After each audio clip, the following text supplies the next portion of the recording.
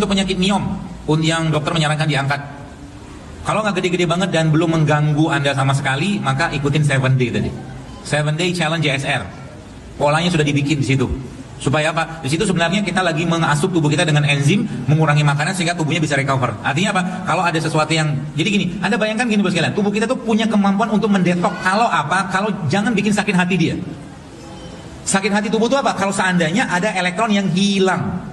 Makanya kalau orang makan gorengan, cilok, cireng, segala macam, dia sakit hati sebenarnya. Sakit hati tubuh itu missing elektronnya. Missing elektron, gini loh. Anda punya karyawan Anda, misalkan ya, Anda punya perusahaan, karyawan Anda ini biasanya tugasnya bersih-bersih malam. Ketika restoran misalkan sudah selesai, sudah tutup. Tapi Anda misalkan kita nggak gaji dia, mana mau dia bersih-bersih? Ya? Jadi tubuh kita juga sama teman sekalian. Ya, Anda tidak bisa tanda kutip mempekerjakan dia organ-organ tadi untuk mendetok. Organ detok paling baik apa namanya? Liver. Kalau apa? Kalau liver dibebani lagi dengan lemak, dengan Miom dan kista bedanya apa sih dok? Nah kalau miom dia berasal dari dinding otot rahim. Jadi ini rahim nih yang lonjong nih. Nah dia ada otot-ototnya kan nih. Nah jadi dia ada di perbesaran benjolan di otot rahim. Nah di antara otot ini bisa aja dia di dalam nih, nonjolnya ke dalam, ini nonjol keluar. Nah bisa juga dia di belakang-belakang sini nih ada tonjolan-tonjolan. Nah itu kalau miom. Kalau kista itu dari perbesaran dari ini nih, indung telurnya. Nah, indung telurnya ada di luar rahim. Biasanya dia ada perbesaran di sini nih, bisa jadi membesar. Nah, biasanya dia kistik tuh atau isinya cairan. Tapi kadang-kadang ada juga yang isinya kayak rambut gitu ya, atau ada yang bagiannya pada. Nah, itu jadi perbedaan miom dan kista. Kenapa orang sudah konsumsi herbal tapi seringnya tidak ada reaksi? Itu seperti apa? Sebenarnya bukan tidak ada reaksi, ya. Sekali lagi bahwa herbal cara kerjanya itu afinitasnya lemah. Misalnya gini. Ada sakit gula, ini contoh sederhana ya. Dikasih obat gula, pasti turun cepat tuh. Turunnya cukup signifikan. Tetapi kalau herbal, misalnya gini, gulanya bisa turun kalau pakai obat gula bisa turun sampai 50 poin. Herbal paling 10 poin. Jadi daya afinitas herbal memang lemah. Maka itu penggunaan herbal harus dibarengi dengan pola hidup.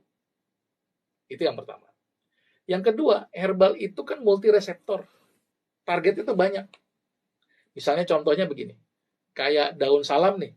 Bisa untuk nurunin tensi, bisa untuk nurunin gula, bisa untuk nurunin kolesterol, bisa untuk nurunin asam urat.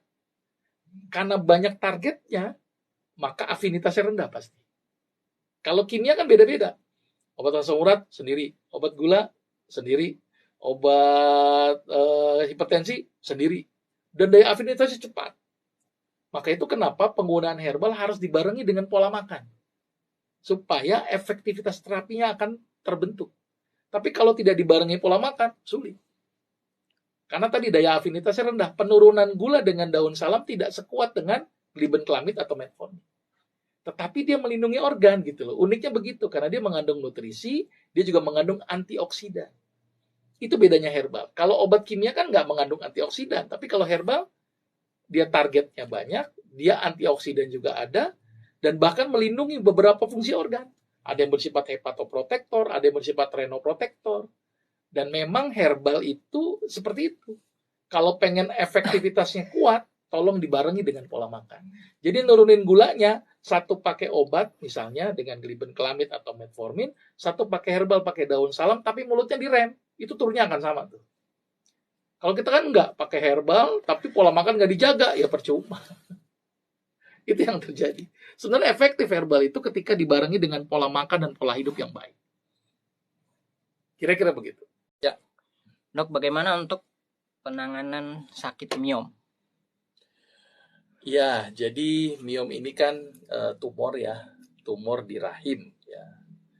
Mioma uteri, tumor di daerah ototnya rahim.